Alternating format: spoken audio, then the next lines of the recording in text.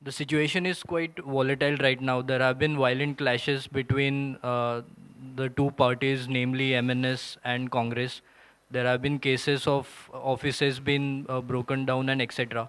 And threats have been issued on social media. Videos of party workers beating up each other are being posted on social media. But you can't imagine an internet shutdown in a city like Mumbai. Exactly. And even if that was supposed to happen, the rarest chance of that happening, it wouldn't happen by a constable, going to a tower and asking him to switch it down. That decision would be taken at a much higher level. Right. So, what sort of considerations do we have here? Do you quantify the economic loss that one is going to have? Even if you take the case of 2611, the administrative approach was to bring back the situation to normalcy and create an environment where everything was as it was before the incident took place. So you get to see a completely different approach here than shutting everything down, including internet, communication, etc. So if you could answer In that. fact, one of the things that I got from the point that you made was that it's almost as if the internet shutdown is a punishment of sorts. I think it's people. The administrators tend to use it to hide their sort of lack of grip on the situation, uh, because if something goes wrong somewhere, people ask, so what steps have you taken? Most administrators these days tend to say, oh, we've banned internet. That's the number one. That's the easiest thing they can do, but no one really knows how much impact it really has on improving the situation.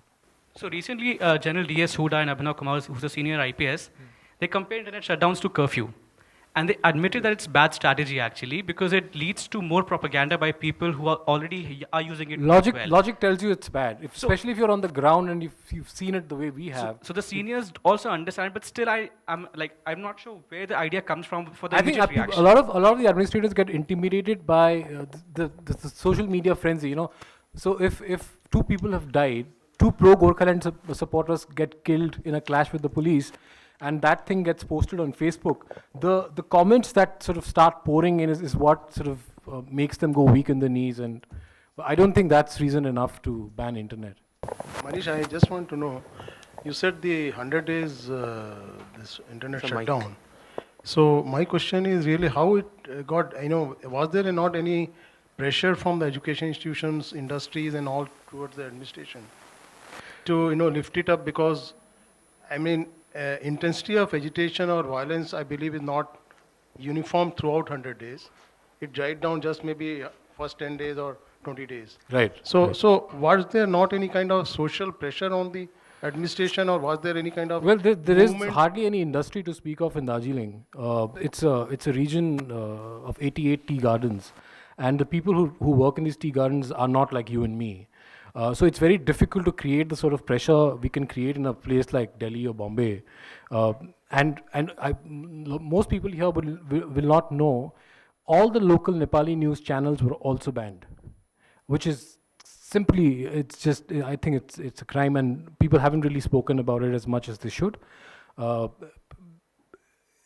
ABN, the only satellite Nepali news channel, its offices were sealed on a very flimsy ground, based on a complaint received by the Cultural and Information Department of the government, of the state government.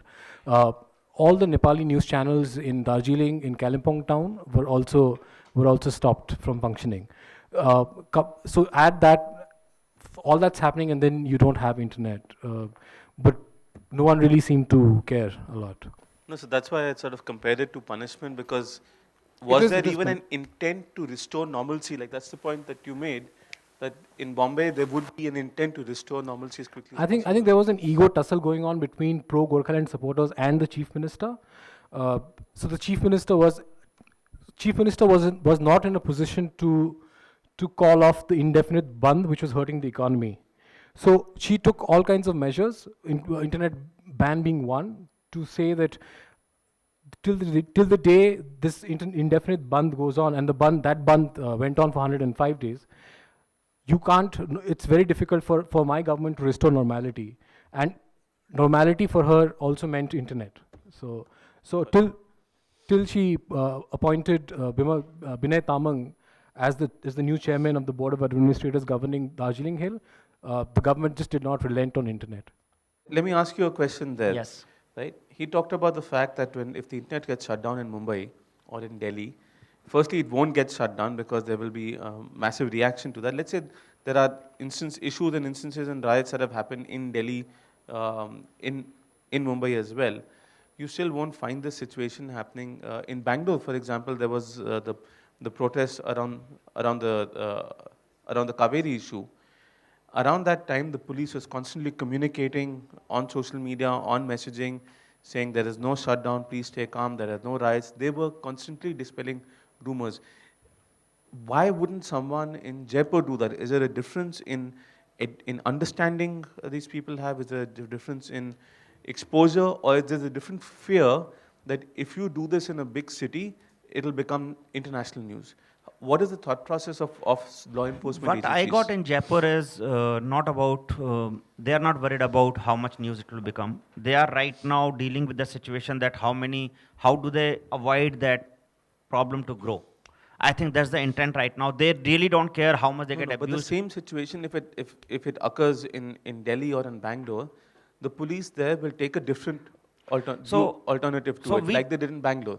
Absolutely. Why is the police in Jaipur doing that? Why is the police? I think you can safely put it down to two words: administrative feudalism. Yeah.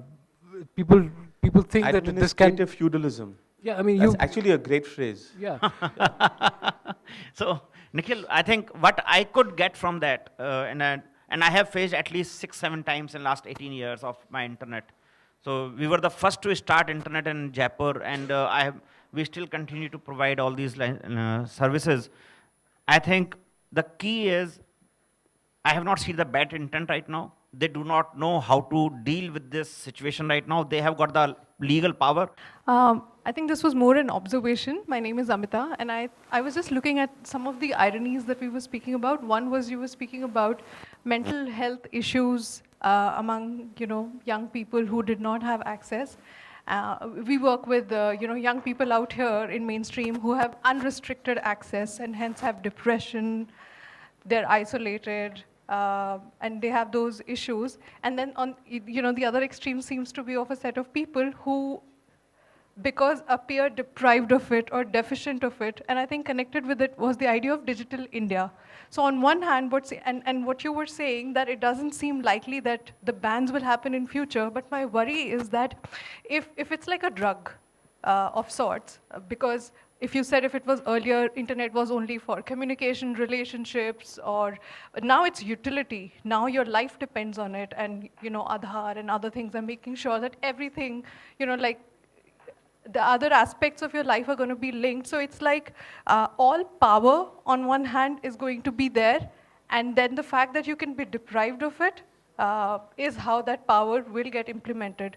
So those were some thoughts that I wanted to share. That even though we hope that the ban is not something that happens in future, but because it's becoming like a mainstream, all your life is it's becoming a power tool in some way, and it's being strengthened every day. So the fact that that power can be turned away from you is going to be very potent. No, it's very.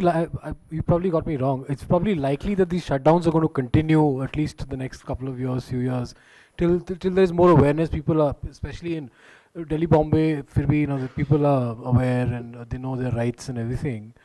But places like Darjeeling and maybe Srinagar and basically the hinterlands, where people aren't really aware. They do use internet. Internet has become a source of utility for them. But when they are deprived of internet, they don't really feel so strongly about it, So I think the conversations need to continue, and I think it's going to take some time before. I just have a small comment, maybe to, the feudal bureaucracy is a nice concept. I think it's also lazy. This is just too lazy a bureaucracy to really think and be creative. And actually, it's becoming a standard operating process. The way I see it growing, it's almost like growing up for 50 years. We had this notion saying, if you buy IBM, you never get fired. Currently, if you just shut down the internet, you probably get a promotion. That's one. The other thing is that actually at a much more abstract level, China recently put down a policy saying, as a security measure, we can shut down anything we feel like. Question we must ask is our democracy going to become like China and North Korea, or are we aiming for higher goals? And that's a much more serious question.